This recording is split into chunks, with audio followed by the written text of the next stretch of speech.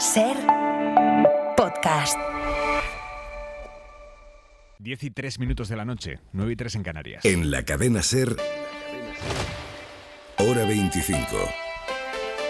Aimar Bretos. María Eugenia Rodríguez Palop, buenas noches. Muy buenas. Jesús Maraña, ¿cómo estás? Hola, buenas noches. Fernando Garea, muy buenas noches. Buenas noches. El Tribunal Supremo no paraliza la regulación de inmigrantes. Habitualmente la noticia es cuando un tribunal paraliza algo. En este caso la noticia es que el Tribunal Supremo no paraliza la regularización de inmigrantes a pesar del intento que había hecho la derecha encabezada por Isabel Díaz Ayuso. La Comunidad de Madrid y Vox habían recurrido intentando parar la regularización de inmigrantes. Ayuso con el argumento de que esto va a afectar a los servicios públicos. Vox alegando eso y yendo más allá, diciendo que la regularización va a dificultar el acceso a la vivienda, que va a generar más inseguridad en las calles. Esto es muy llamativo. Si uno se para a pensar un segundo, lo que pasa es que hay que pararse a pensar. Los inmigrantes a los que se va a regularizar ya están en España. Ya están. O sea, tenían que llevar aquí 5 meses. O sea, incluso comprando el marco xenófobo de la extrema derecha de que más inmigración trae más inseguridad, es que a los que se va a regularizar son los que ya estaban en España. Por lo tanto, la inseguridad que vayamos a tener va a ser la misma que hace 5 meses. No son nuevas personas. Incluso en ese marco, insisto, xenófobo, el argumento es falaz. Bueno, en definitiva, el Supremo no da la razón a Isabel Díaz Ayuso, no da la razón a Vox, y por tanto el Supremo no paraliza la regularización de inmigrantes, que sigue adelante.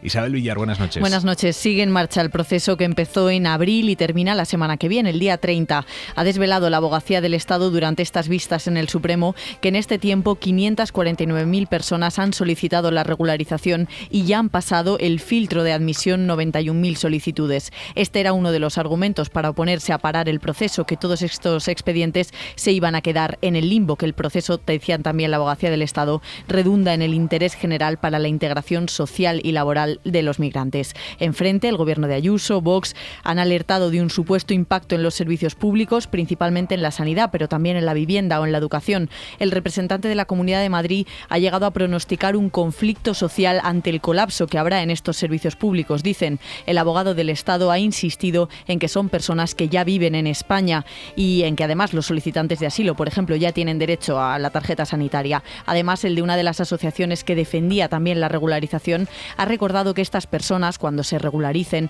podrán trabajar legalmente y, por tanto, cotizar y contribuir también al Estado. Al final, el Supremo permite que el proceso siga en marcha sin entrar en el fondo del asunto, pero rechazando las medidas cautelares. Los argumentos los conoceremos en los próximos días. El Gobierno lo celebra. Dice Elma Saiz, ministra de Migraciones, quisieron dejar a miles de personas tiradas cuya vida depende de este proceso. Felicidad y orgullo por una medida que ya está haciendo a nuestro país mejor. Palop.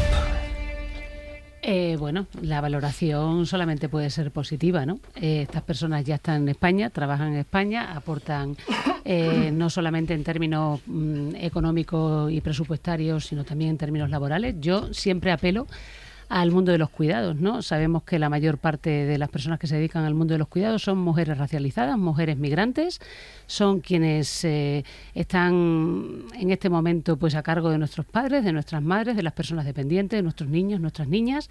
Entonces, bueno, pues el desprecio por esas personas, el intento de criminalizar permanentemente a esas personas, bueno, pues es que indica, yo creo que una psicopatía en el ámbito de la política ya preocupante, pero bueno, que exhibe la derecha y la extrema derecha desde hace tiempo ya. Aparte de que está ya más que demostrado que la violencia, especialmente la violencia sexual, por ejemplo, que muchas veces se le ha atribuido a las personas migrantes, está más que demostrado que no recae.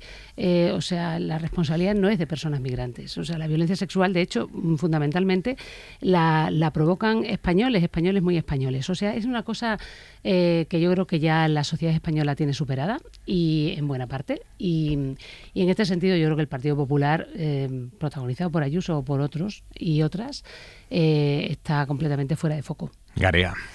Bueno, yo me uno a todo lo que ha dicho Eugenia. Yo creo que además hay que ver la opinión de algunos sectores sociales que están a favor y que creo que inclinan definitivamente la balanza. Yo estoy muy lejos de la Iglesia Católica, por ejemplo, y me parece muy significativo que la Iglesia Católica esté a favor de la regularización de inmigrantes. Por cierto, que en unos días viene el Papa a Madrid, a España, y veremos a ver cuál es su posición y si habla respecto a la regularización de inmigrantes, porque igual alguno se lleva alguna sorpresa si resulta que lo apoya expresamente. Y luego hay que explicar de todas formas que esta resolución del Tribunal Supremo era de rechazo de la suspensión cautelar. Es decir, sí. todavía queda que decida sobre el fondo, y es que este es un caso evidente en el que la suspensión cautelar, en mi modesta opinión, era absolutamente inviable, porque no se podía paralizar los trámites que ya están en marcha, no se podía dejar a todas las personas que ya han hecho todos los trámites, que para muchos son difíciles, por tiempo, por dificultad de todo tipo, que no hace falta explicar, no se les podía dejar, digamos, con la esperanza colgada de una resolución judicial que llegara dentro de un tiempo, y los que lo tienen en trámite se les quedaría paralizado. Habría que afectar el plazo legal que establece la ley, que creo que es mitad de junio, si no me equivoco. Habría que cambiar eso, es decir, es un lío imposible de aplicar una resolución de suspensión cautelar. Hay que celebrarlo, pero la batalla no ha terminado, insisto, porque todavía queda el fallo sobre el final. Yo confío y espero que el Tribunal Supremo rechace los recursos, porque me parece que humanamente es imposible no estar a favor con esto.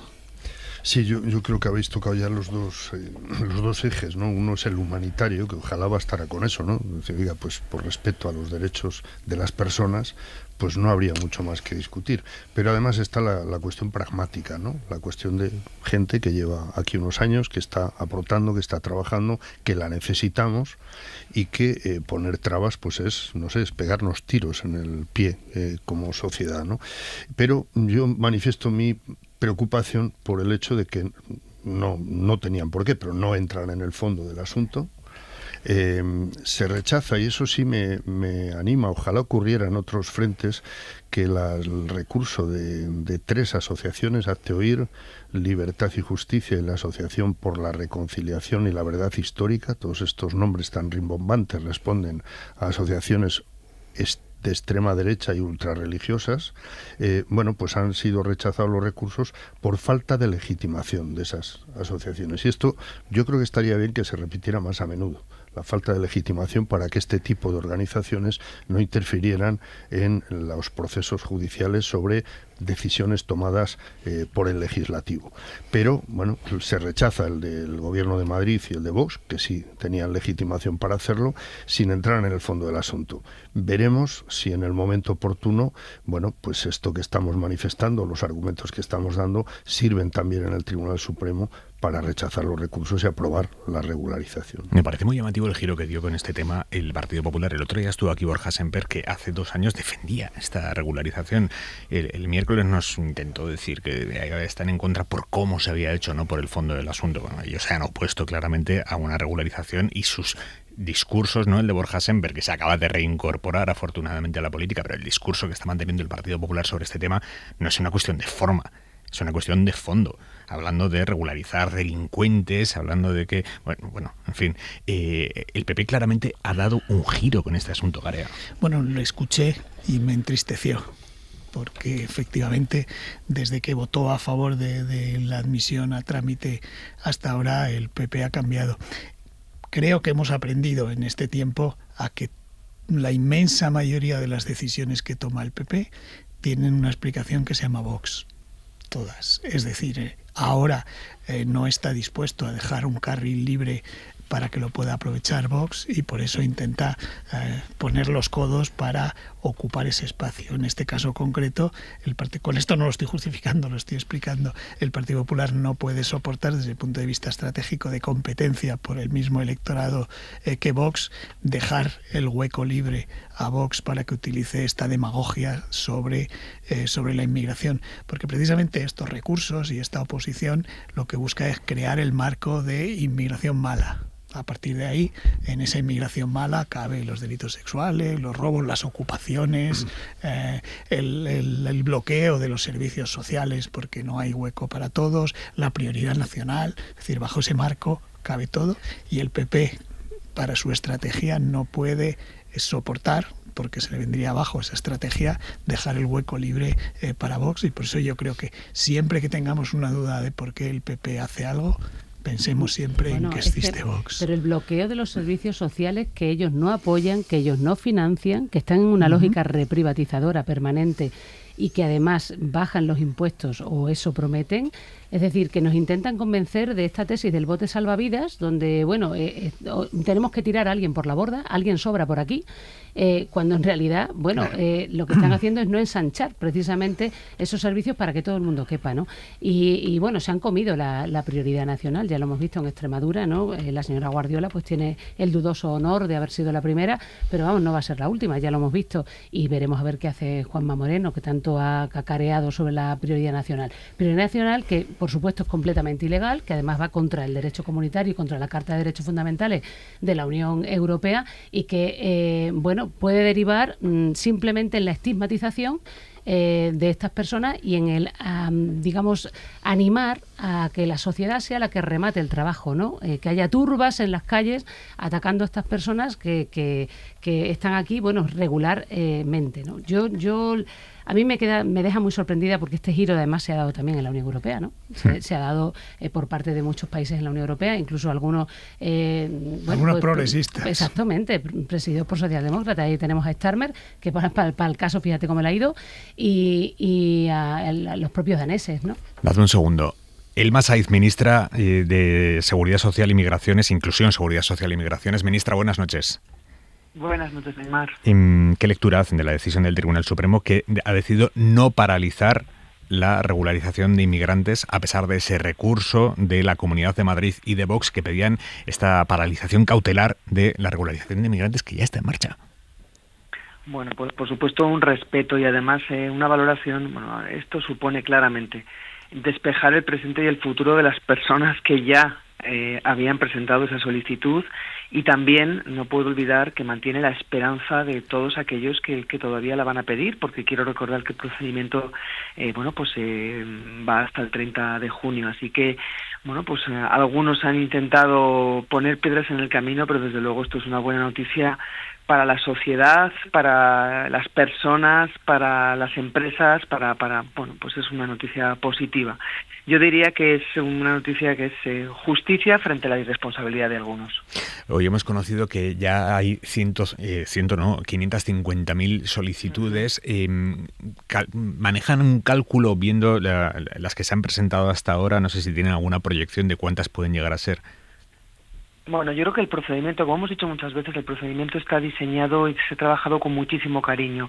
Efectivamente, las solicitudes presentadas superan las 500.000, pero es importante, pues decir y transmitir que no son cifras todavía fijas, ¿no? Puede haber duplicidades, insisto, estamos en el corazón, casi en el ecuador del procedimiento. Esto va hasta el 30 de junio, pero lo importante es la realidad, es que ya hay más de 150.000 tramitadas y todavía más importante, hay más de 92.000 comunicaciones que ya de hecho están cambiando la vida de muchas personas, bueno, porque como saben, desde la admisión a trámite pues las personas ya pueden trabajar en nuestro país, o sea, así que son pues todo datos que indican que bueno, pues que el procedimiento va según lo previsto y bueno, dando respuesta a esa esperanza de miles de ciudadanos. Uno de los argumentos que utilizaba la Comunidad de Madrid para recurrir esto era que iba a afectar a los servicios públicos, que iba a haber algo así como un bloqueo de los servicios públicos.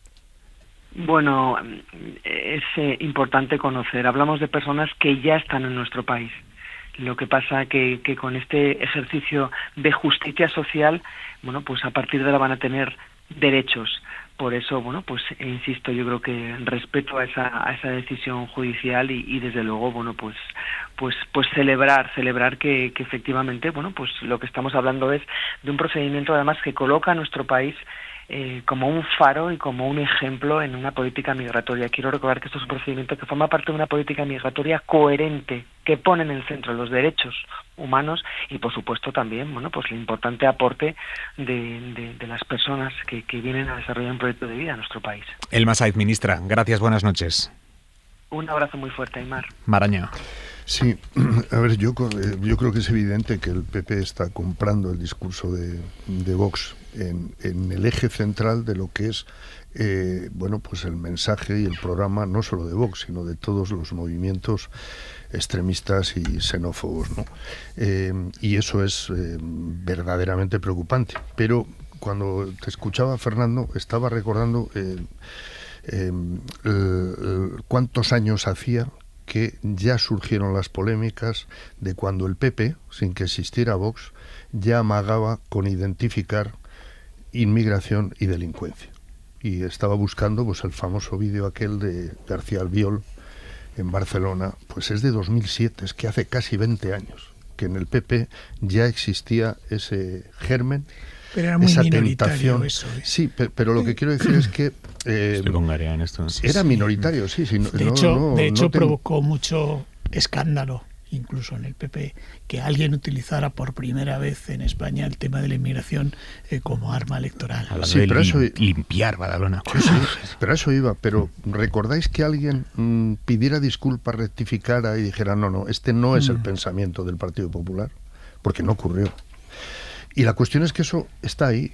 Y cuando ha llegado Vox y compite y empuja y da codazos, el PP ha caído en la, como queramos llamarle, en la trampa, en la acomodación, en lo que sea, de competir por ese espacio. Yo creo que es una de las cuestiones más delicadas y más graves de lo que ocupa en lo que es el mapa político en España, que es, bueno, lo venimos hablando y reflexionando desde hace mucho tiempo. ¿Qué estaría pasando si el PP se mantuviera en posiciones centrales, y compitiera contra ese discurso xenófobo? Ya sé que nadie tiene la receta mágica, claro, pero la cuestión es si el PP tiene claros cuáles son sus principios, cuál es su hoja de ruta o cuál es su proyecto de país. Y el tema de la inmigración es clave en un proyecto de país. Y en ese sentido, yo ahora mismo reconozco que no tengo claro cuál es el... Y si tengo que apuntar a algo, es a lo que estáis diciendo. Es a que se está acercando más al discurso de Vox que al discurso de un partido demócrata conservador, ¿no? Creo que ya quedó claro, y si no lo repito, cuál es mi posición respecto a este tema. Sí, es que hay que regularizar, etcétera, etcétera. Pero si intentamos analizar lo más objetivamente posible la estrategia del marronazo que tiene el PP de la existencia de Vox, ¿vale?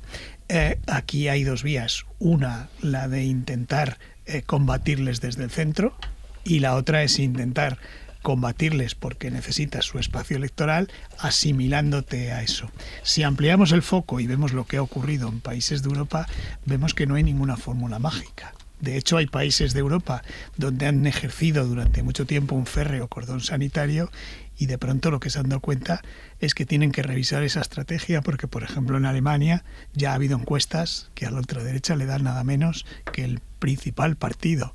En Francia, exactamente igual, no gobiernan presidenciales gracias a la segunda vuelta, si no, estarían ya gobernando. Es decir, y con esto no justifico nada, solo explico. No, te entiendo. No es una y si lo miras en más pequeño en el Partido Popular, está la fórmula Moreno, ¿vale? Pero fíjate que Moreno va a tener que pasar, como bien decía Eugenia, por el aro ahora y tener que pactar esas cosas. Sí, pero solo un matiz, que vale tanto para aquí para Alemania, y ya me callo, que cómo influye, y a lo mejor en eso María Eugenia nos ilustra, cómo influye el hecho de que la gente perciba que no se está haciendo un planteamiento claro y coherente y de convicciones sobre cuáles son los principios que uno defiende.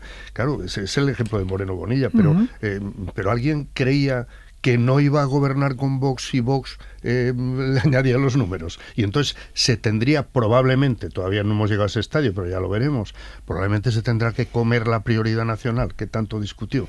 ¿Y eso cómo influye en el voto o en el fracaso de la receta, quiero decir?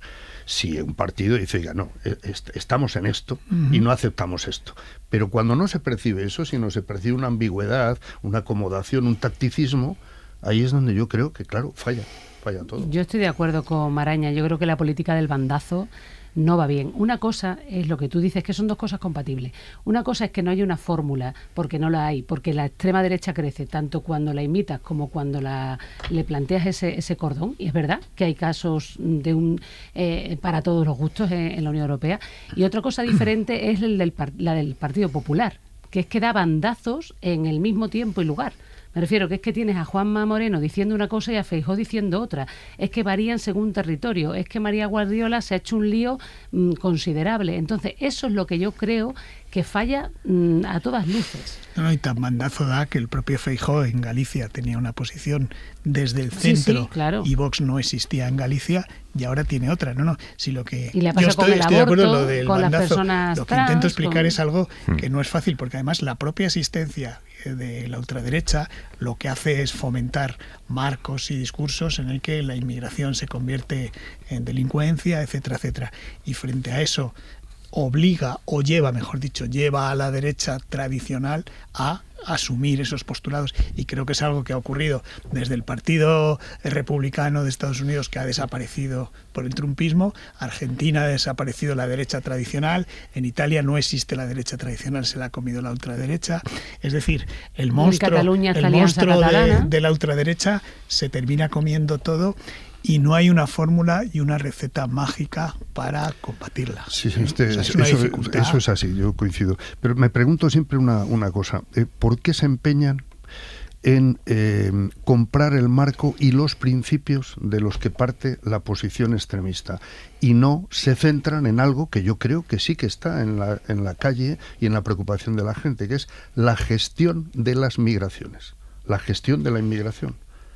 ¿Cómo hacemos para... De eso no dice ni una palabra. Claro, para incluir, para funcionar, para compatibilizar... Pues tiene una explicación que se llama encuestas, Jesús. Y con esto, insisto, no estoy justificando... Ya, pero que eso es penoso, ya sé que estás explicando... No, pero además lo digo porque me parece un error. Porque si se centraran en eso, creo que eso sí, habría mucha gente que dijera, pues sí, venga, a ver, soluciones... Tiene que parecer real, claro. Tiene que parecer real. Lo que no puede parecer exactamente lo que tú estás diciendo, que es lo que parece, que es estrictamente táctico y electoralista. De momento, un debate a raíz del tema de la inmigración que ha abierto el Partido Popular, pero en callandito, todavía muy en bajito. A mí me parece que tenemos que debatirlo como sociedad, y me parece profundamente escandaloso, es el hecho de quitarles el derecho a la atención primaria y a los médicos especialistas a los inmigrantes en situación irregular, que esto lo hizo Rajoy en su momento, en plena crisis económica. Pero es que en aquel momento, lo puedes compartir o no, pero tenían el argumento de la crisis económica está fatal, la Secretaría de Estado está fatal.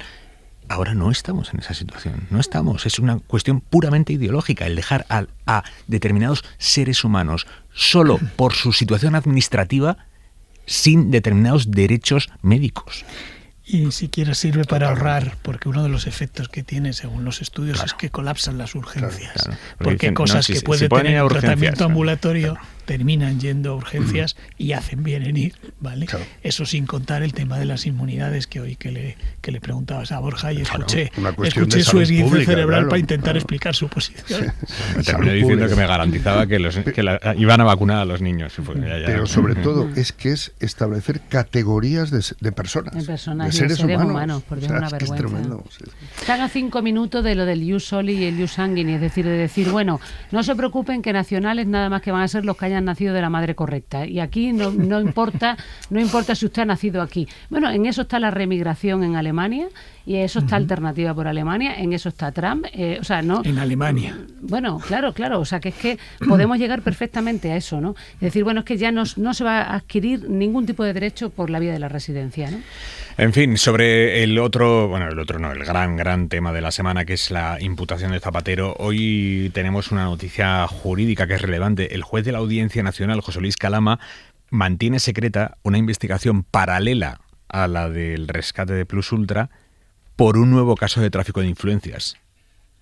Javier Bañuelos, buenas noches. ¿Qué tal? Buenas noches. Sí, es una investigación incipiente, según admiten a la SER fuentes del caso. Todavía se está midiendo, nos dicen, el alcance y el grado de implicación de los investigados. Nombres que se guardan por ahora con la máxima discreción, porque la UDEF todavía está recabando indicios para acotar esa nueva vía de investigación. Unas pesquisas que están bajo secreto, una pieza separada de la Audiencia Nacional relacionada con un delito de tráfico de influencias que implica a nuevos personajes, altos cargos a los que empresas de la red pudo tocar gracias a que tiraron de contactos pagando para conseguir acceso a otros funcionarios. Todo siempre, recuerden estas fuentes, bajo la sombra de Plus Ultra y de empresas en la órbita de Julio Martínez, amigo personal del expresidente Rodríguez Zapatero. Sobre el rescate en sí a la aerolínea Plus Ultra, hoy Ábalos, desde la cárcel, se ha desvinculado del rescate y ha dicho que Zapatero le puenteaba a él y hablaba directamente con el secretario de Estado de Transportes, Pedro Saura.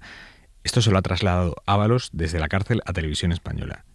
Él no tenía nada que ver con todo esto, que Zapatero hablaba con Pedro Saura. Saura, que es el hombre al que supuestamente recurría Zapatero, lo ha negado todo. Guillermo Lerma, buenas noches. ¿Qué tal, Aimar? Buenas noches. El que fuera número 2 del Ministerio de Transportes niega rotundamente esas acusaciones. Pedro Saura asegura que no recibió ninguna llamada ni comunicación de ningún tipo por parte del expresidente Zapatero ni de ninguna otra persona en relación con el rescate de Plus Ultra. Dice que fue un proceso que se desarrolló con total independencia y rigor, exactamente igual, añade en un comunicado, que en el resto de ayudas a las demás compañías aéreas. Saura sale así al paso de las acusaciones del exministro, que hoy, en una entrevista en Televisión Española, ha querido desmarcarse de la concesión del préstamo. Asegura Ábalos que él se enteró el mismo día que el Consejo de Ministros lo autorizó. El que fuera secretario de Organización Socialista añade que nadie se dirigió a él en ningún sentido. Todo lo contrario, acusa al expresidente Zapatero de puentearlo y de hablar directamente con su número 2. Ábalos, que ha mostrado también su indignación por la doble vara de medir que considera existe en el PSOE. Ferraz ha arropado y ha protegido a Zapatero, dice, mientras que a él no le dio ni la más mínima oportunidad. El expresidente Felipe González, que sabemos todos que no puede ni ver a Zapatero, se ha referido hoy así a su imputación. Creo que el auto es un auto muy impresionante y las medidas que está tomando son medidas muy medidas. Creo que la presunción de inocencia de Zapatero es indiscutible y además no lo imagino en ese papel. Pero eso no es un pronunciamiento, no es más que cómo lo siento, y lo siento mucho. No coincido en las políticas que ha hecho con este gobierno actual, ni en las que hace con Venezuela, pero eso no es un obstáculo para que tenga un sentimiento profundo de tristeza. Ha sido una semana de infierno para el gobierno y para el PSOE. Empezaron insinuando lawfare desde el Partido Socialista, ahora se han quedado inmóviles en una posición de defensa pública de Zapatero, tampoco a lo loco, defensa, sin criticar a los jueces. Ana Fernández Vila, buenas noches.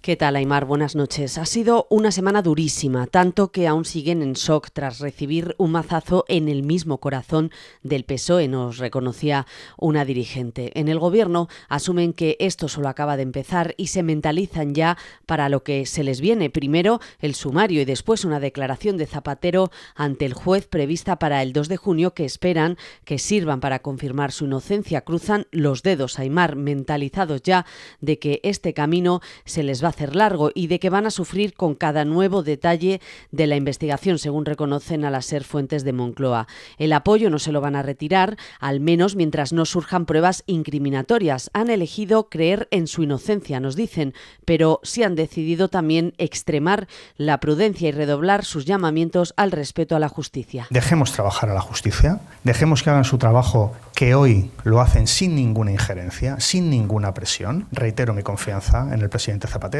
Mi confianza en el Estado de Derecho, mi confianza en la presunción de inocencia y mi confianza hasta que no se demuestre lo contrario en el presidente Zapatero. Eran el ministro Bolaños y la ministra Rodríguez, ni rastro ya en las declaraciones de los socialistas de las acusaciones de lawfare con las que Ferraz salió en un primer momento. Eso sí, algunos como el portavoz parlamentario Pachi López hacen un llamamiento a poner pie en pared frente a la condena que denuncia ha hecho ya la oposición. Lo que esperamos es que la justicia actúe como tal, es decir, que ponga las pruebas encima de la mesa que demuestren algo. Nosotros los socialistas ponemos pie en pared, defendemos al presidente Zapatero y defendemos la inocencia. Se siguen sucediendo las muestras de apoyo de socialistas a Aimar, aunque con matices y con distinta intensidad, y con el riesgo también de que crezcan las dudas dentro de sus propias filas. Maraña. ¿Por dónde empezamos? ¿Por Ábalos? ¿Por Yo empezaría por esto último, si os parece, por el momento en el que está el PSOE después de esta semana durísima, y luego ya, si queréis, vamos escalando hacia... A ver, esto yo creo que no hay la menor duda de que es probablemente el mayor shock político que sufre el PSOE probablemente en décadas, ¿no? O sea, no creo que sea comparable siquiera al caso Cerdán, al caso Ábalos, a nada de lo anterior. Es decir, José Luis Rodríguez Zapatero, por poner un dato sobre la mesa, es el único presidente bajo cuyos mandatos no hubo un solo caso de corrupción en sus gobiernos. Y resulta ser el primer expresidente imputado. Bueno, y por delitos graves, es decir, por tráfico de influencias y por blanqueo de capitales. Es un shock absoluto que yo comprendo que provoca desorientación, provoca dudas, provoca de todo. Y hubo un primer momento en el que incluso se habló directamente ya del lawfare. Yo creo que fue una reacción precipitada. Y eso no quiere decir que no haya motivos, a mi juicio, para sorprenderse también por el auto de imputación. A mí el auto me parece que contiene muchas lagunas y me parece que contiene muchas reiteraciones de una conclusión que no es la que procede en un auto de imputación, sino que convendría dejarla para el tribunal que juzgue en su momento. Pero se repite muchas veces en ese auto que Zapatero es el líder de una trama criminal y se le da por pues por autor y líder además, director de toda esa trama, ¿no?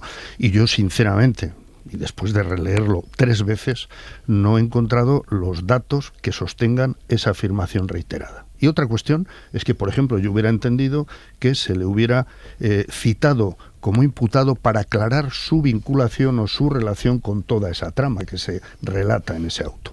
Pero calificarlo directamente y reiteradamente como líder, a mí me sorprende y se me escapa. ¿Me atrevo a juzgar eso como lawfare? Creo que es pronto, que no tengo motivos para decir eso. Hay un auto de imputación que no es que me sorprenda a mí, y sorprende también a algunos juristas, a otros no, lo consideran absolutamente niquelado, ¿no? A mí me sorprenden determinadas cosas. Y contenidos de ese auto, ¿no? Por citar ejemplos, por expresiones que me preocupan porque me recuerdan, por ejemplo, a la sentencia sobre el fiscal general, que es eso de él o su entorno. Eso me preocupa mucho cuando se emplean en un auto judicial esas expresiones. Pero dicho esto, comprendo que el PSOE está en shock. Y para salir de este shock, ¿cómo se sale? Con datos, con información. Cuando sepamos exactamente qué responde, qué explicaciones da Zapatero a todas esas acusaciones, a mi juicio, excesivas y no totalmente fundamentadas, que figuran en el auto. Creo que la única forma de disipar esa incertidumbre, ese temor, ese shock, viene de ahí. María. Bueno, yo creo que el gobierno no se puede permitir no apoyar a Zapatero por algunas de las cosas que ha explicado Jesús, por lo que supondría para ellos y por la acumulación también. Después de lo de Cerdán, después de lo de Ábalos, no se puede permitir el dejar caer, por decirlo de una manera gráfica, a Zapatero, y no tienen más remedio. Creo que efectivamente hubo unas reacciones precipitadas y alocadas, y diría que impropias de un gobierno y de un partido de gobierno en las primeras horas, alimentando, inventándose bulos con aquello de manos limpias, o con algunas defensas que a mí me siguen sorprendiendo, como esto de pronto decir no, pero es que él hacía lobby, pero eso es legal y eso lo hace todo el mundo.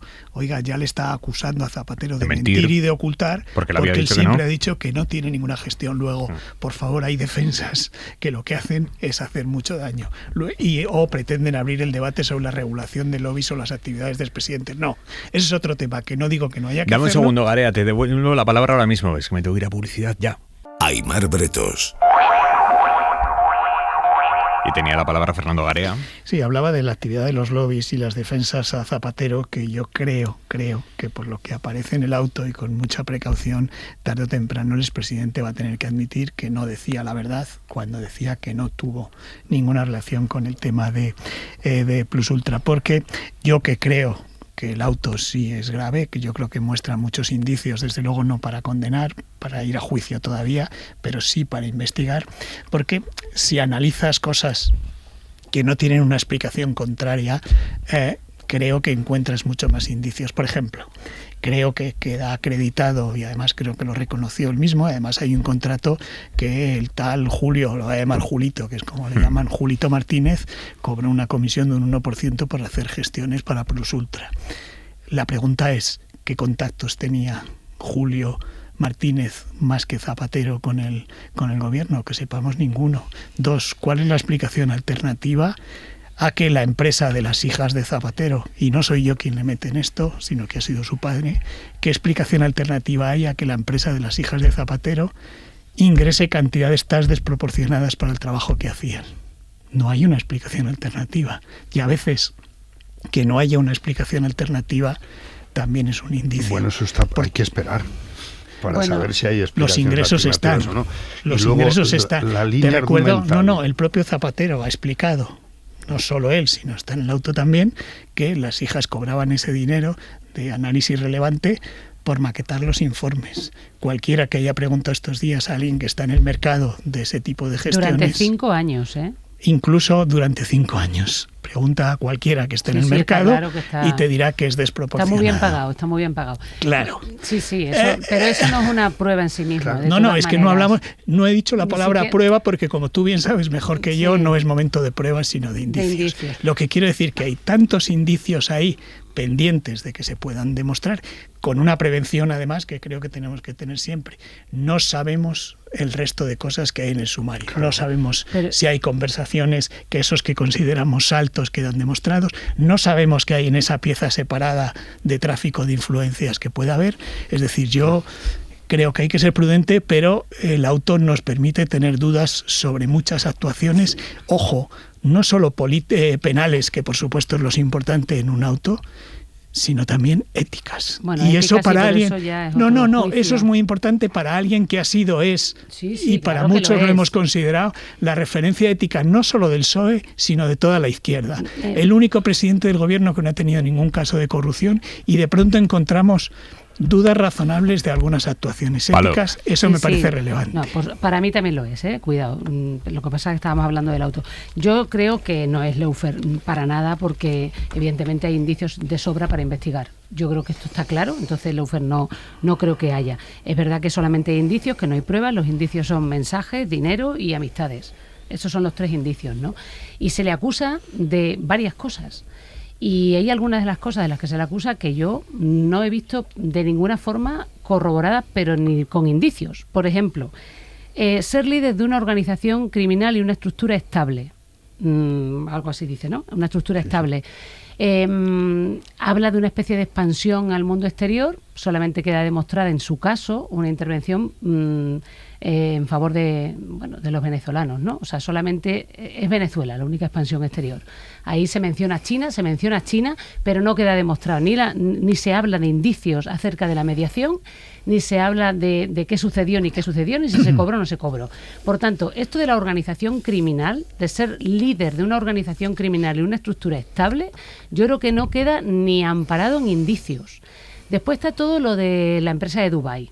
Decir que por orden de Zapatero se crea esa empresa. Vamos a ver qué dice, el móvil de la secretaria y demás, ¿no? Pero esto se deduce de una comida, de donde sale esta idea, que sí, en efecto, parece que este Julito se la ha planteado, pero tampoco queda demostrada ni siquiera la existencia propiamente de esa offshore, ¿no? Y esto es importante para acusar de blanqueo de capitales. Es que son 2 elementos importantes para acusar de 2 tipos penales: el blanqueo de capitales y la organización criminal. Después está otra cosa diferente, que es el tráfico de influencias. Eso queda más atado, se generan sospechas.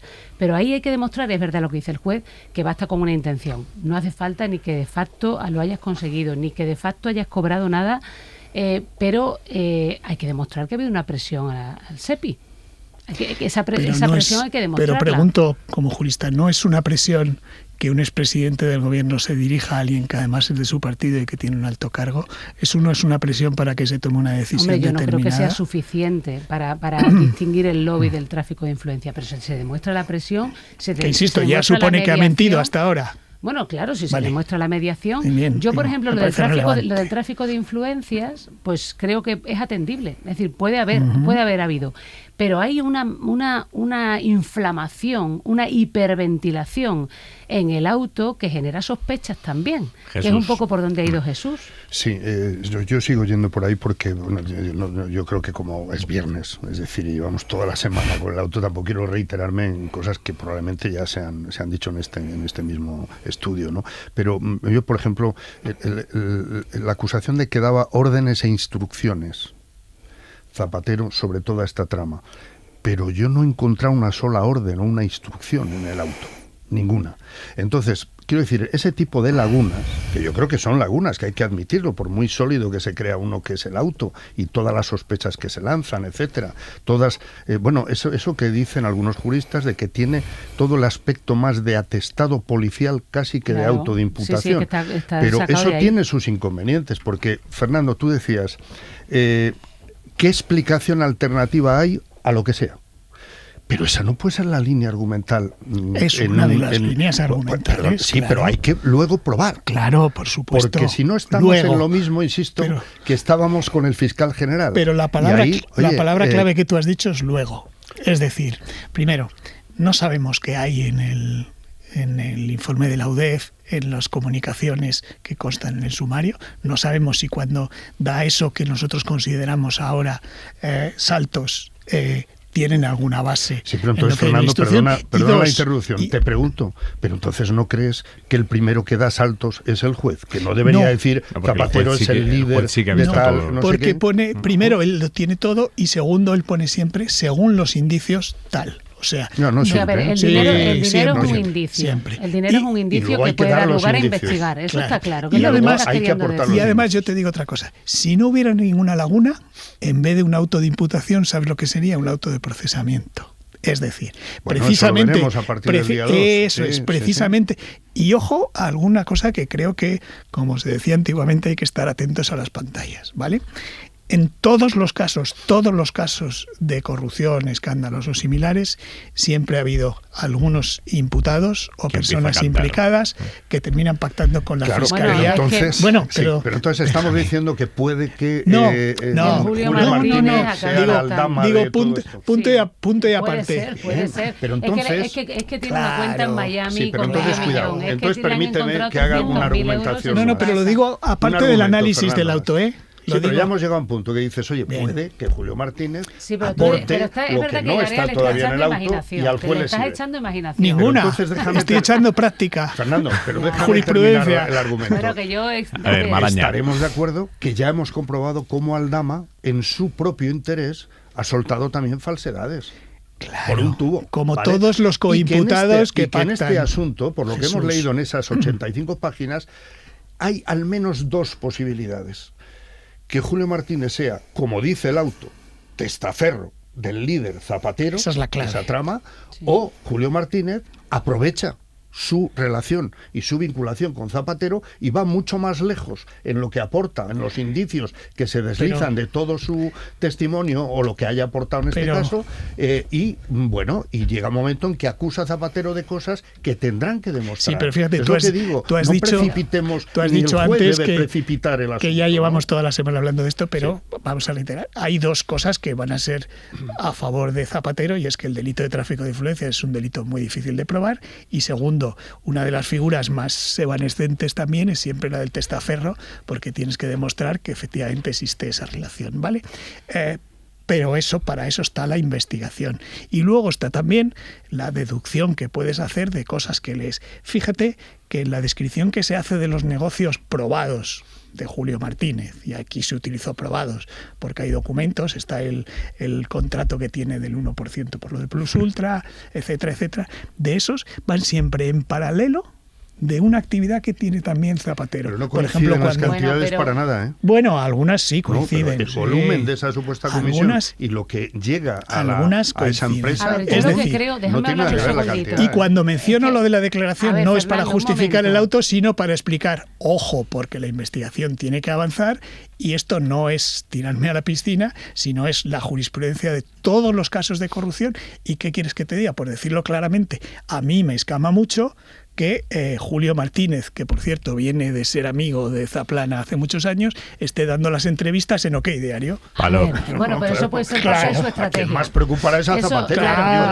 Pero ¿por qué si no ha hecho nada malo? Fernando, espérate.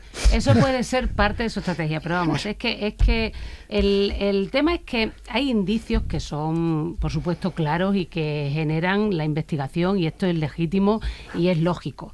Pero es que también hay cuestiones que se plantean que también generan sospechas, como he dicho antes, respecto de la propia labor judicial o, en este caso, policial, porque yo creo que lo que está pasando aquí es que este juez ha hecho un cortapega de los informes policiales. Hablar, por ejemplo, de comidas, la comida con escriba, a la que se menciona, que es posterior al rescate. Todas las diatribas que hay sobre el tema de la seguridad social. El tema de la seguridad social. No hablo de lo de la seguridad social, que dice que la Plus Ultra no está al corriente de la seguridad social, cuando en realidad tiene un aplazamiento. Hay determinadas cuestiones. La comida con Ábalos, la lista, supuestamente el Excel, donde aparecen nombres de personas y empresas con correos electrónicos que indica ya una planificación previa y unas herramientas de logística. Hay muchas deducciones que son muy aceleradas. Y hay cuestiones que se plantean como indicios que no son indicios. Y hay incluso errores, como por ejemplo este caso que digo de decir que Plus Ultra no estaba al corriente del pago de la seguridad social de las cuotas. Bueno, la cuestión es que eso también genera desconfianza respecto del propio auto. O sea que yo creo que hay indicios que son atendibles y otras cuestiones que son un poco... Como tú eres jurista, me cuesta mucho trabajo discutir esto, pero durante muchos años he hecho información de tribunales y he visto muchos autos iniciales que unas cosas de las que se ponen ahí se confirman y otras se desechan durante la investigación. Es decir, la investigación no es para demostrar todo lo que pone en el auto inicial, sino para demostrar qué cosas de los autos iniciales son ciertas o no. ¿Vale? Por ejemplo, mira, lo de inteligencia prospectiva es una de las cosas más llamativas. Inteligencia prospectiva es una empresa que hizo pagos tanto a la empresa de las hijas de Zapatero, como a la empresa Análisis Estratégico que terminó pagando a Zapatero, como a un think tank en cuyo consejo asesor está persiguiendo lo demás Zapatero. Y en total hace pagos esa empresa por casi 1 millón de euros, y cuando fueron los policías a registrar la sede de esa empresa se encontraron que no había una sede de una empresa, sino que era un domicilio particular. Que tiene pérdidas, que no tiene actividad, eso sí es más. ¿Ves? O sea que yo te admito... Está lleno de... No, que yo admito que hay indicios que llaman directamente a la investigación, por supuesto que sí. Yolanda Díaz, vicepresidenta del Gobierno, pide al PP que, si tan escandaloso le parece todo lo que está viendo, que presente una moción de censura. Lo que tiene que hacer el Partido Popular es ser un partido de Estado, que no lo es, asumir su responsabilidad de Estado y, aunque sea por estricta dignidad, presentar una moción de censura y que los españoles y las españolas puedan ver qué proyecto de país tienen, qué quieren hacer con el salario mínimo, qué quieren hacer con las pensiones, qué quieren hacer con la reforma laboral. Maraña. Bueno, yo creo que es obvio, ¿no? Esa reclamación de que, pues si la afirmación de que este gobierno no puede durar 1 minuto, pues es verdad que un partido de oposición tiene la herramienta constitucional de presentar una moción de censura. Que sí, que se dice, no, pero esa tiene que ser cuando hay posibilidades de gobierno. Bueno, ya sabemos que tiene otros objetivos y que además, por lo menos, es verdad que nos permitiría conocer en una situación como esta cuál es el planteamiento, el proyecto de país de Feijóo y qué capacidad tiene, que eso sería interesantísimo, para convencer a socios del gobierno actual para no ser socios del gobierno actual. Estamos hablando de PNV y Junts. Lo que creo que, hombre, llevamos ya mucho tiempo desgastándonos en ese bucle, es que todos los días se reclamen elecciones anticipadas y dimisiones, y no se dé el paso que sí está en las manos del principal partido de la oposición. Y en ese sentido, políticamente, yo creo que el Partido Popular, que Feijóo estaría loco y cometería un error gravísimo si presentara la moción de censura sin tener los votos suficientes. Más quisiera Pedro Sánchez que de pronto el foco cambiara. Fernando, estaremos de acuerdo en que ninguna moción de censura, y tú y yo hemos vivido unas cuantas, ninguna empezó teniendo los votos a favor, ninguna. Incluso la única que se ha ganado. esta es la que menos posibilidades tendría de todas las que se han presentado seriamente. Digo seriamente porque lo de Tamames no la cuento. Estás otra vez en el plano de la explicación, no de la justificación. No. Aquí yo, a ver, por fortuna, no lo voy a ser nunca, pero yo si estuviera al lado de alguien en la situación de Feijóo le diría, no lo hagas. Es decir, en este momento el foco está en Feijóo, claro, en la sentencia de Ábalos, en la semana que viene el juicio al hermano. Y llegas y presentas una moción de censura. No es casualidad que el Partido Socialista y Sumar, según hemos oído, pongan el foco en reclamar la moción. Claro, porque es lo que les interesa en ese momento, que el motivo de discusión sea que Feijóo no tiene apoyos suficientes, y no los tiene porque Pedro Sánchez del Gobierno tiene una muleta fantástica, que es su mejor aliado, Vox. Como existe Vox, hay socios que estos días te dicen por abajo, te dicen, esto no es eso. Junts y PNV estarían dudando que irse. Puede confluir un interés de no sé qué, pero socio y aliado Vox es del PP.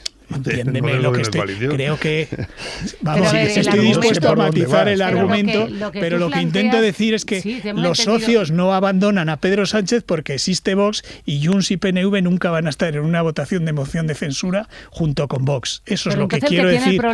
Pero el Partido Popular tiene un problema. Claro, pues como no tiene ese problema, no lo va a exhibir con una moción de censura que no va a ganar. Si estamos de acuerdo desde el punto de vista de la explicación táctica, pero no es desde el punto de vista, digamos, desde el que está hablando Jesús, que es de la coherencia política. Que mate a lo bonzo para ser coherente. No, una cuestión es la coherencia política y otra la explicación táctica. De otra manera, estamos en las 5 pistas del circo a la vez, ¿no? Y pues, pero entonces no tiene credibilidad desde el punto de vista político. Eso es lo que le está pasando. Si es que es lo que le pasa con la prioridad nacional, con Vox, y lo que hemos hablado en la primera parte del programa, es exactamente lo mismo.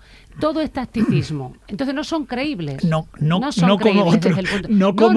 como el Gobierno y Sumar hablando de moción de censura. Eso no es tacticismo. Estoy comparándolo con otros. Estoy diciendo que si estás hablando permanentemente de desmoronamiento institucional y de corrupción sistémica, si eso es tan visible y tan evidente tendrías que tener argumentos para convencer a alguien de que te apoyara en una moción de censura.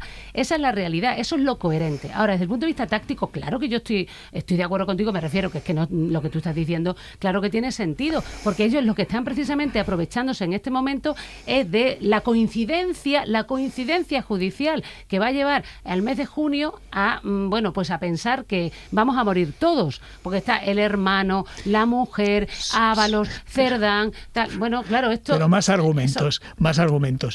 Creo, y no es muy arriesgado decir, que la sentencia de Ábalos va a ser condenatoria. Incluso el Gobierno y el PSOE lo creen también, ¿vale? Sí. Si ahora presentas la moción de censura, cuando salga la sentencia, ¿qué haces? Quiero decir, no puedes gastar todas las balas posibles. Si es que eso no lo estoy, yo no estoy discutiendo. Estamos exigirles que... Ese plano lo hemos entendido. Pero déjame poner el foco, tú lo pones en ese punto, ¿no? Yo te invito a ponerlo también en el otro lado. Lunes, posterior a las elecciones andaluzas. Estamos de acuerdo en que el resultado de las andaluzas metía más en un problema a Feijóo que, fíjate, la derrota, el suelo de voto lo podemos del PSOE, discutir que también, ya era Jesús, grave. pero bueno, ya no voy a discutir. No había más que medir, y tú estabas en el Congreso también, medir las sensaciones que había en las distintas partes, ¿no? Bueno, la sensación en el lado del Gobierno de coalición era ni tan mal, pudo ser peor, ¿vale? Y hay partido, sí, por decirlo así, esa era un poco sí, era así. Y segundo, quedaba y queda todavía buena parte de la Kitchen, del caso más grave de corrupción institucional que ha habido en No este es el país. más grave, ¿eh? Y, estando los GAL no puedes decir que es más grave. Vale. Después de los GAL, te lo acepto. Y, que por cierto, ningún presidente ha respondido ni por GAL, ni por Gürtel, ni por Kitchen, ni por ninguno. Y aparece el caso Plus Ultra y la imputación de Zapatero. Hombre, estaremos de acuerdo en que al PP le cambia completamente el horizonte, porque vuelve a estar, digamos, en el punto en el que estaba a principios del verano pasado, cuando estalló el caso Cerdán. Incluso ahora, con un nombre todavía más notorio, peor, ¿no? Sí. Y de paso, precisamente el nombre que en las últimas elecciones generales fue fundamental para recuperar el voto y la movilización del PSOE. Hombre, se le pone todo de frente, entonces ya sé que eso no es si no tiene la más mínima noción de que Junts Junts pueda cambiar de palo, que no lo va a hacer, es más, pues no es su... Yo creo que dicho esto, lo que hizo, las herramientas políticas son las que son. Lo que hizo el otro día el PP de esto de la comisión, de llevar a no sé cuántos a la comisión del Senado, creo que cometió un error también. Cuando el adversario se está equivocando, déjale, no le distraigas. 11 de la noche, 10 en Canarias. En la cadena SER, hora 25. Aimar Bretos. La ropa para mañana, Jordi Carbó, buenas noches. Para este finde. Sí, bañador, ¿no? Yo creo que puede ser ya... Me gusta. Una advertencia, el agua está fría. En el Mediterráneo, alrededor de los 20 grados, ya está bien para mucha gente. En el Cantábrico, 16, 17 grados. Y en Canarias, donde mejor, 23 grados. Pero es que justamente en puntos costeros, sobre todo el Mediterráneo, es donde menos subirá la temperatura. Pero vaya, que la escapada a la playa está asegurada para mucha gente, porque las temperaturas van a ser, como mínimo, igual de altas que hoy en todo el país, destacando esas máximas de más de 35 grados en el Cantábrico, cercanas a los 38 en el Valle del Guadalquivir. Muchas horas de sol, pero cuidado con las tormentas derivadas de este calor. Ahora mismo están activas sobre todo entre Galicia, Asturias y la provincia de León. Va a ser en el noroeste de la península donde a lo largo del fin de semana, sobre todo durante las tardes, estas tormentas con rachas muy fuertes de viento se pueden repetir. Hasta el lunes, Jordi. Hasta el lunes. Y hay media al larguero con Yago de Vega. Muy buenas, Yago. Hola, Aimar, ¿qué tal? Muy buenas. Vamos a hablar de la Euroliga de baloncesto. Tenemos a Real Madrid ya en la final. Le ha ganado al Valencia Basket en semifinales. Se va a encontrar a Olympiacos. Busca la 12ª al Real Madrid, que no está nada mal. Además, el adiós de Pep Guardiola en Manchester City, 10 años en el conjunto inglés, 20 títulos, a destacar la Champions de la 22-23, también en las adiós de Arbeloa, hoy lo ha confirmado, en rueda de prensa, lo sabíamos todos, pero lo ha verbalizado. Además, pendientes de Enrique Riquelme y los avales, a ver si los tiene de cara a, sobre todo mañana, que es la fecha límite, y si consigue esos avales, pues tendremos elecciones en el Real Madrid, si no, pues seguirá Florentino 4 años más. Y también vamos a hablar de la última jornada de Liga en Primera División. Ya sabes que hay 5 ciudades pendientes, 5 equipos que se van a jugar las 2 plazas que quedan. Está la cosa complicada. Sí. El que peor lo tiene es el Mallorca, que tiene que ganar y además esperar una carambola terrible para poder mantenerse en la categoría. Luego también pendientes del Girona Elche y Osasuna contra Getafe y el Levante, que juega contra el Betis. Así que 5 ciudades, de ahí 2 tienen que bajar a Segunda División. Hasta mañana. Hasta luego, chao. Adiós. Hasta el lunes. Hasta el lunes, efectivamente.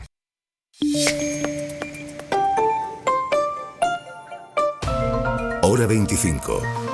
Aimar Bretos.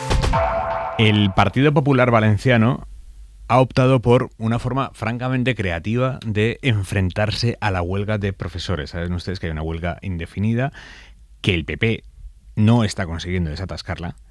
Bueno, pues el PP valenciano ha decidido meterse con los profesores. Insinuar que es que se cogen muchas bajas en lugar de estar trabajando. Esto es infalible para desatascar una huelga. Empezar a decir que los huelguistas es que se cogen muchas bajas. Isabel Villar. Sí, 10 días de huelga llevan los profesores de la educación pública valenciana y el PP valenciano se ha hecho eco con su cuenta oficial de Twitter de una noticia que insinúa que los docentes son absentistas porque se cogen más bajas en invierno durante los meses lectivos que en verano, cuando se desploman las bajas. Un intento por desacreditar al colectivo docente acompañado del mensaje enfermos en invierno, sanos en verano.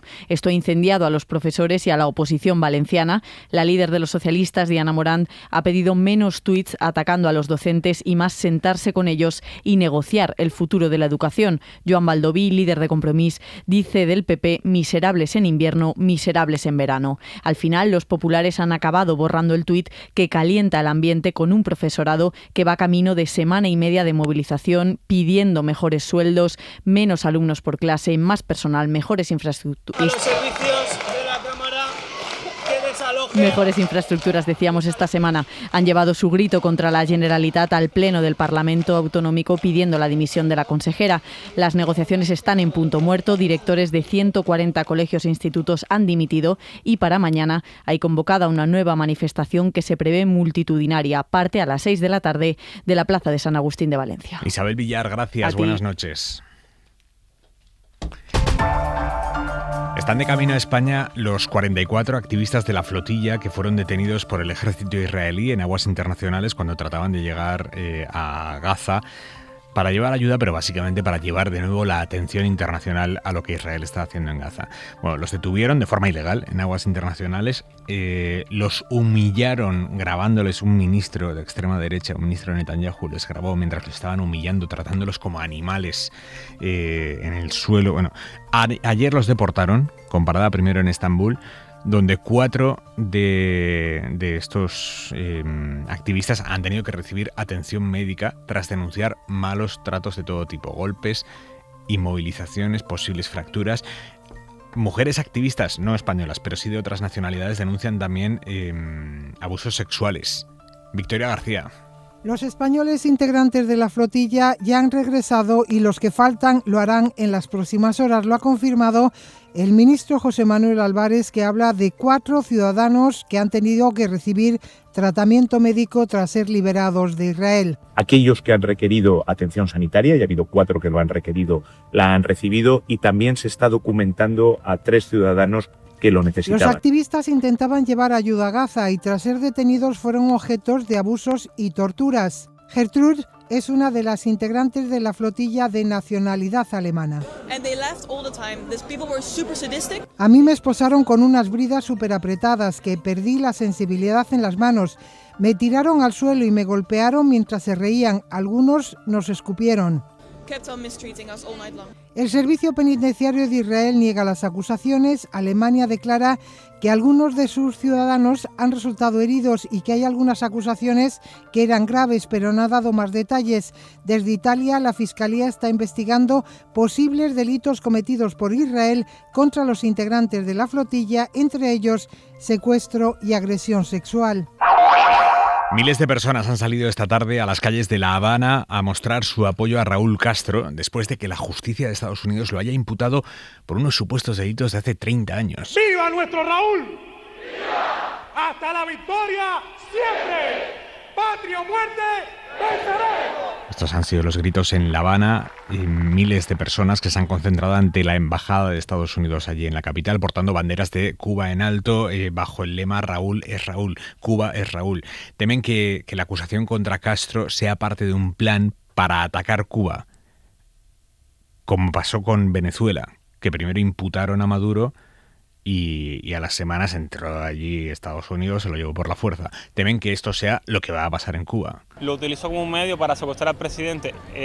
Van a intentar hacer lo mismo con nosotros, aunque realmente no creo que se atrevan. Independientemente de la creencia actual que tenga cada joven, a nadie le gusta que bombardeen su país, a nadie le gusta que se metan en sus casas, así que por supuesto que los jóvenes vamos a estar en la calle y vamos a defender lo que haya que defender, por nuestra familia, por nuestro país, por nuestros mártires y por todo lo que... Estas eran las voces de algunos de los manifestantes. Hay alguien dentro de la administración Trump, que es Marco Rubio, su secretario de Estado, que está especialmente interesado en poner este asunto sobre la mesa, en agitar el asunto cubano. Marco Rubio es de ascendencia cubana y, para atendernos, es el ministro de Exteriores de Trump.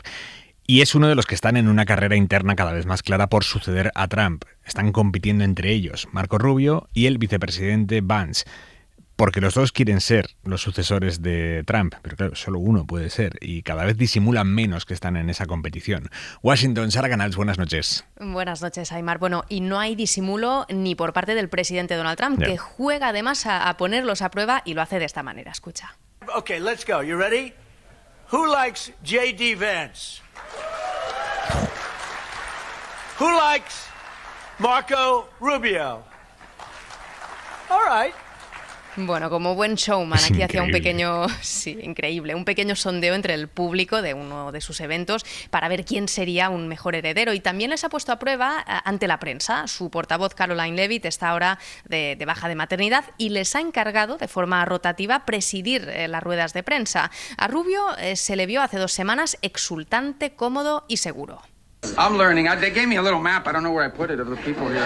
Some of you have like red X's. I'm kidding. No, vale, va un poco perdido, ¿eh? Aquí bromeaba con los periodistas, estábamos allí presentes y ojo, porque además llegó incluso a hacer referencias de canciones de rap. Escuchamos. They should check themselves before they wreck themselves in the direction that they're going. You better check yourself or you wreck yourself. They're insane in the brain. Y el vicepresidente J.D. Vance, por su parte, pues también intentó mostrarse más relajado y bajo control. Marco's right. This really is chaos. This is crazy. You guys got to behave yourself. Thank you, Mr. Vice President. Y bueno, aquí en Washington pues hay curiosidad para ver cómo evoluciona esta aparente rivalidad. Y bueno, será interesante, si llegan a ser candidatos, ver cómo responde sobre todo el electorado republicano. Rubio ha ganado visibilidad en estos últimos meses con los conflictos en Irán, en Venezuela, y es además el político más preparado, forma parte del establishment. Pero J.D. Vance hace tiempo que le rinde culto a Trump y al movimiento MAGA, un movimiento completamente además arraigado a la figura del presidente. Escuchamos ahora a Yamila Pino, analista política. Todo se vale en la política. J.D. Vance quiere ser el heredero. Además que es un converso y no hay nadie más fiel que un converso. Pero hay que ver cómo va a atacar. Yo creo que J.D. Vance ha sido leal, pero no tiene el carisma de Rubio, no tiene la experiencia de Rubio. Y bueno, Yamila decía que con Trump que en la política todo se vale, y bueno, con Trump sabemos que todo se vale también, y esta experta y muchos otros además tampoco descartan que Trump opte por elegir literalmente a un heredero de los suyos y que intente finalmente ceder el relevo pues a uno de sus hijos. Ya, me encanta esto de no hay nadie más fiel que un converso. Qué verdad más grande esta. Totalmente. Y Sara, J.D. Vance sí, es prueba de ello. Total. Sara Canals, corresponsal en Washington, mil gracias.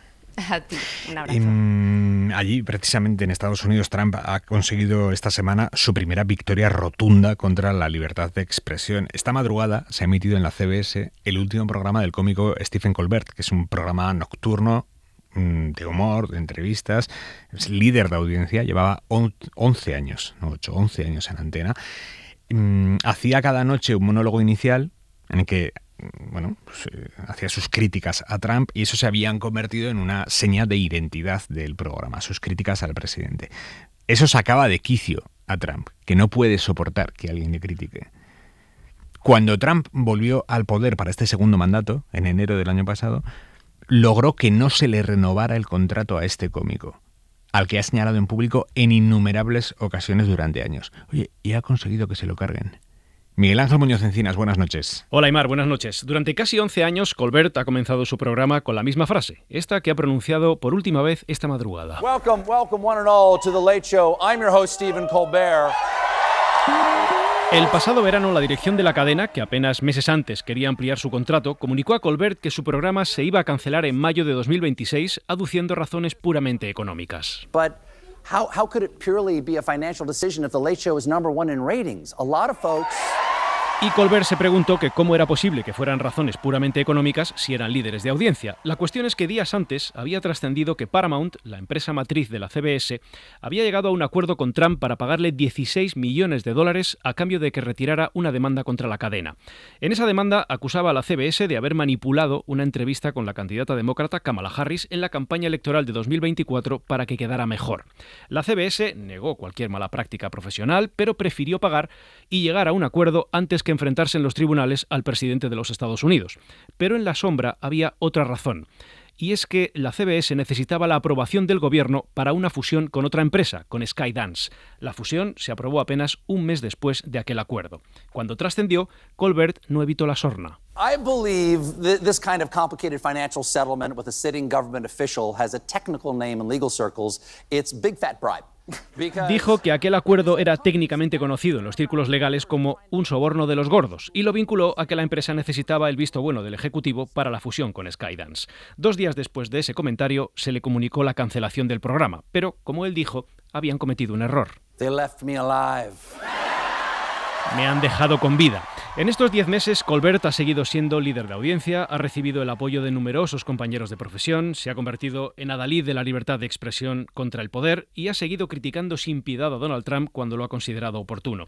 Curiosamente, anoche Colbert no hizo ni una referencia al presidente. Pero Trump no ha tardado en salir a celebrar la cancelación del cómico de la CBS. Ha escrito en su red social, abro comillas, «Por fin Colbert se ha ido de la CBS. Es increíble que haya aguantado tanto tiempo. Sin talento, sin audiencia, sin vida. Era como un muerto. Podía sacar a cualquier persona de la calle y sería mejor que este imbécil integral. Menos mal que por fin se ha ido». Cierro comillas. Esta semana, en una entrevista en la revista People, preguntaban a Colbert si le preocupaba que Trump siguiera yendo a por él. I don't have any fear. Y decía que no tenía ningún miedo de esta administración, que sería estúpido por su parte, y añadía: We're clowns.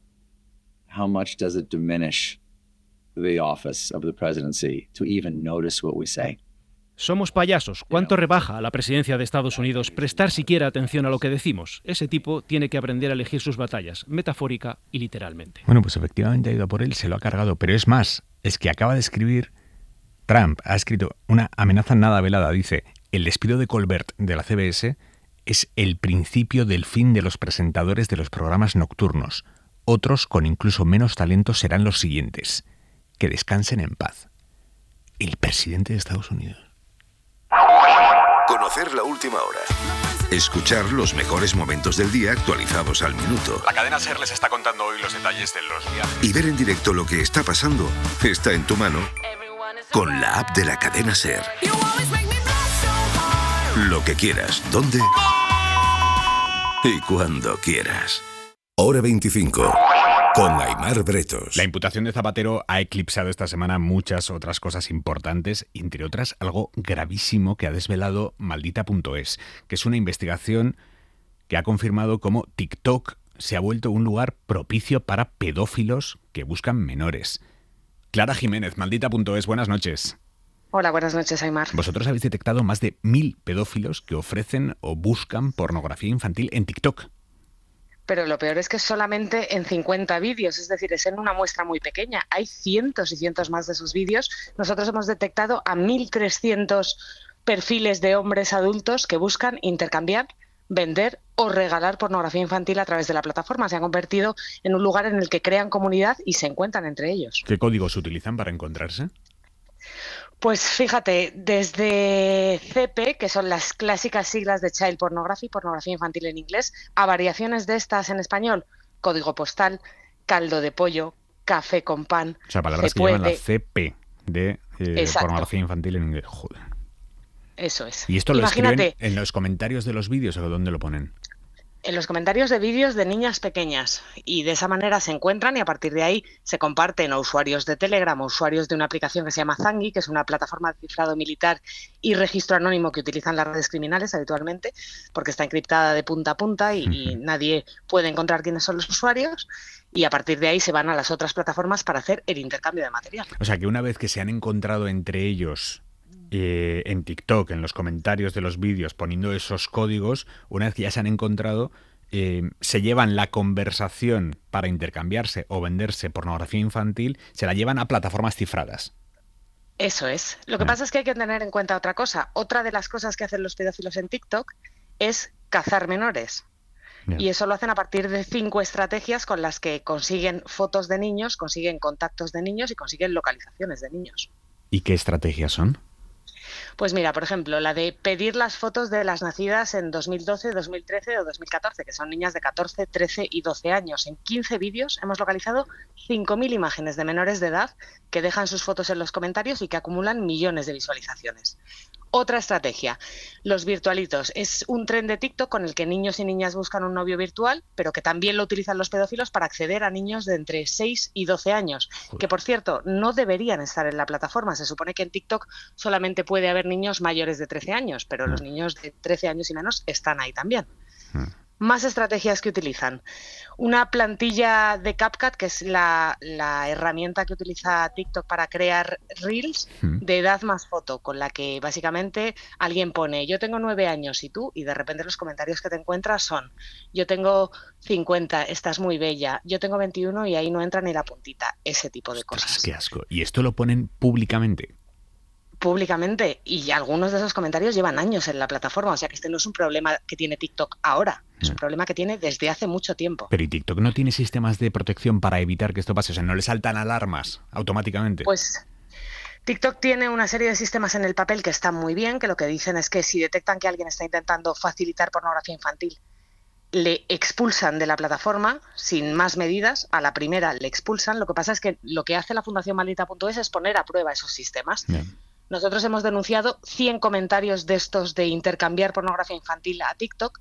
TikTok los ha revisado, ha borrado el 99% de ellos, pero esa segunda regla que te dice que si te pillan facilitando pornografía infantil te cierran la cuenta a la primera, eso no ha ocurrido. El 96% de las cuentas que denunciamos siguen activas a día de hoy, siguen pudiendo acceder a niños y siguen pudiendo intercambiar pornografía infantil. O sea, vosotros habéis avisado a TikTok de que hay determinados perfiles, les habéis pasado a TikTok los nombres de esos perfiles con las pruebas de que están intercambiando pornografía infantil. TikTok ha borrado los comentarios, pero no sus cuentas. Esos usuarios siguen.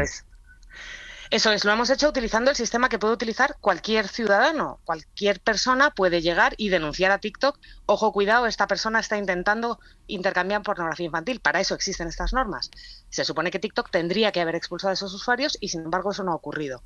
Y hay una segunda cosa que también hemos testeado con TikTok esta vez, que es las cuentas de menores de 13 años. Se supone que no debería haber menores de 13 años en la plataforma. Hemos denunciado 35 cuentas que los propios niños dicen que tienen menos de 13 años o en su bio o en los vídeos que graban. TikTok no ha hecho nada con el 97% de las cuentas. Esos usuarios menores de 13 años que no deberían estar ahí siguen estando en la plataforma. ¿Esto es un problema específico de TikTok o en otras redes sociales también se da?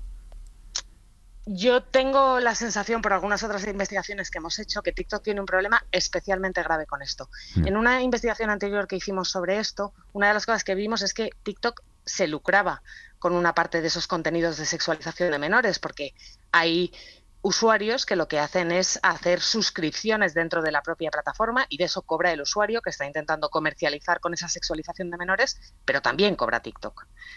No es la primera vez que nos encontramos con este tipo de problemas dentro de TikTok. En el resto de plataformas hay varias investigaciones que apuntan a que algo hay, pero es verdad que creo que el umbral es un poquito más alto. Cuando me dices que se llevan, o sea, una vez que se han encontrado los pedófilos entre sí y para hacer el intercambio se llevan la conversación a otras plataformas cifradas, ¿cuáles son esas plataformas? Pues son principalmente Telegram y Zangi. Telegram puede ser un poquito más conocida por la mayor parte del público, pero Zangi es una plataforma que estamos empezando a ver que utilizan todavía cada vez más habitualmente los pedófilos, que es una plataforma en la que no hay un núcleo intermediario. Los mensajes se cifran en un móvil y van cifrados hasta el móvil en el que se descifran. Por lo tanto, si hay una solicitud judicial, no hay nada que entregar, porque no ha pasado por ningún punto intermedio. Esa es una plataforma que tradicionalmente utilizan los narcotraficantes, básicamente. Pero ahora la estamos viendo utilizar por otros usuarios, porque además para registrarte no tienes que dar nada. No tienes que dar tu nombre, no tienes que dar un correo electrónico, no tienes que dar un número de teléfono, nada de nada. Es imposible identificarte. Clara, muchos padres y madres que nos están escuchando se preguntarán, ¿qué hago? Mis hijos menores usan TikTok. Les advierto, les aviso de estos datos que habéis desvelado en maldita.es. ¿Qué hay que hacer? A mí me parece que hay tres cosas que la ciudadanía tiene que hacer. Una es denunciar estos comentarios si se los encuentra, obviamente. Otra es los que tenéis o tenemos hijos en casa, hay que contarle que estos peligros existen en la plataforma en la que más horas pasan al día a nivel mundial. Y la tercera, que creo que no es menor, hay que compartir esta investigación porque hay una parte de que las plataformas hasta ahora hayan campado a sus anchas en este tipo de cosas y no apliquen la legislación europea que les obliga a tener cuidado con estos riesgos sistémicos y que si no debería multarlas, que tiene que ver con la aceptación ciudadana de que esto pasa y no pasa nada. Y no estamos saliendo a la calle porque esto ocurre, porque nuestros niños de repente se han convertido en un buffet libre para los pedófilos en medio de TikTok. Es escalofriante lo que han desvelado en esta investigación. La pueden leer entera si entran en maldita.es, ahí la tienen. Clara Jiménez, mil gracias. Buenas noches. Un abrazo, gracias.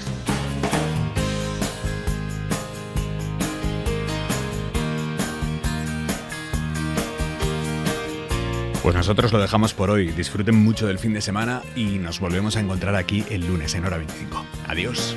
Para no perderte ningún episodio, síguenos en la aplicación o la web de la SER, Podium Podcast o tu plataforma de audio favorita.